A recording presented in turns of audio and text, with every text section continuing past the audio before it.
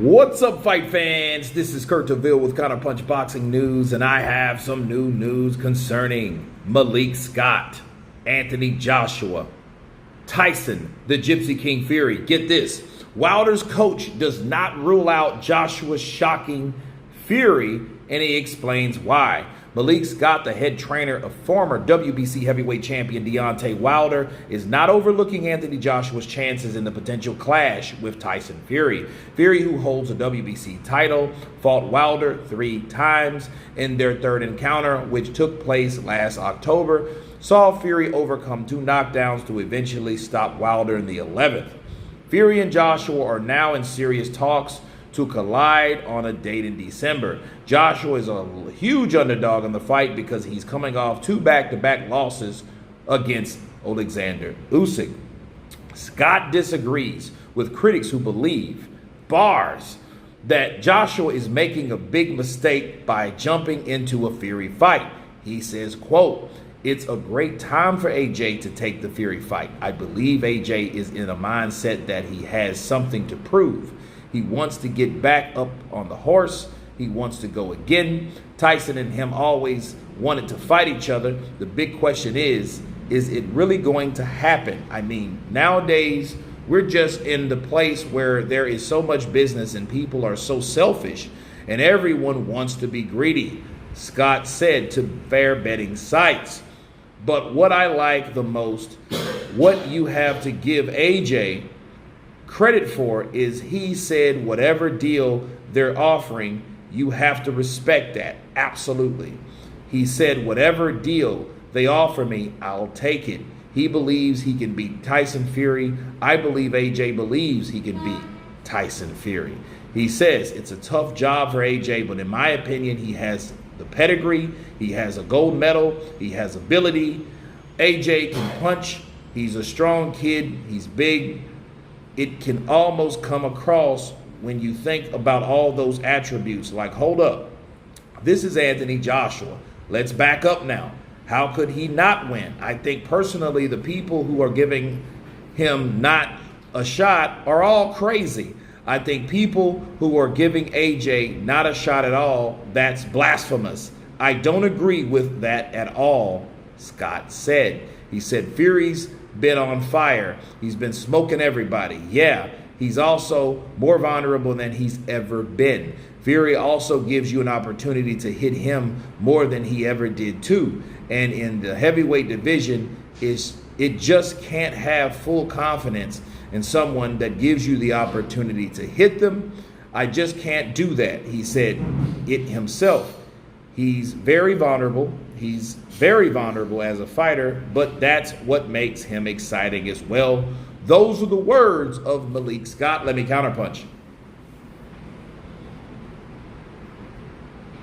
It's surprising, but I agree. Why? Because Tyson Fury is not a hard guy to hit. You think he is, but he's not. See, this new overall new style for him is something that I believe that he can jump in and out of, but I think that equally makes him, if he goes back to the old Tyson, the Tyson that likes to rubberneck, the Tyson that likes to fight, jab, come in, the right uppercut that he gave Dillian White, right?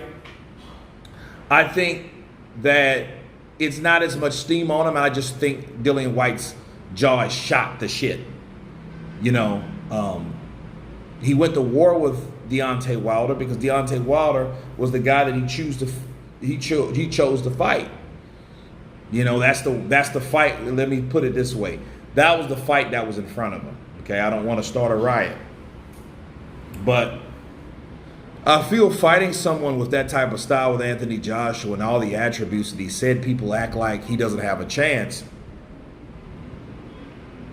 But that's what people do when they see a fighter lose a couple times. They totally give up on him. The same shit happened to Muhammad Ali. Rest in peace, Pops. He got beat twice. He got beat by Joe Frazier. He got beat by Ken Norton. And then everybody thought he was done because the guy that was running through everybody, including the guy that beat Muhammad Ali, was Joe Frazier. And what did he do with George Foreman. He took him out. So you can't rule it out. I mean, you really can't, even though Joshua does have 3 losses, but it's from the same guy or whatever. But, you know, I feel that Joshua has a lot of weapons that he could throw at Tyson Fury. And I also feel they never fought. And I think this is going to be uncharted for both guys, but more for Tyson Fury because he's accustomed to guys being sloppy. He's not accustomed to guys using technical boxing ability to really fight him. Because you think about it, White wasn't doing it. He looked sluggish. He looked slow. He looked overweight. Deontay Wilder gassed out in the 3rd round. So, yeah, I think Tyson Fury in his situation, the perception of him whooping everybody is an understatement.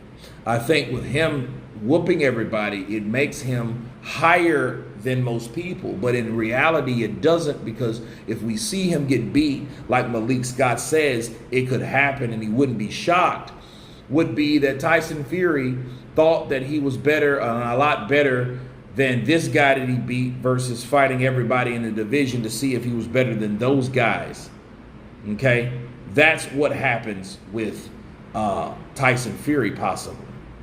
But no, I wouldn't be surprised either. I really have AJ shocking Tyson Fury for some strange reason.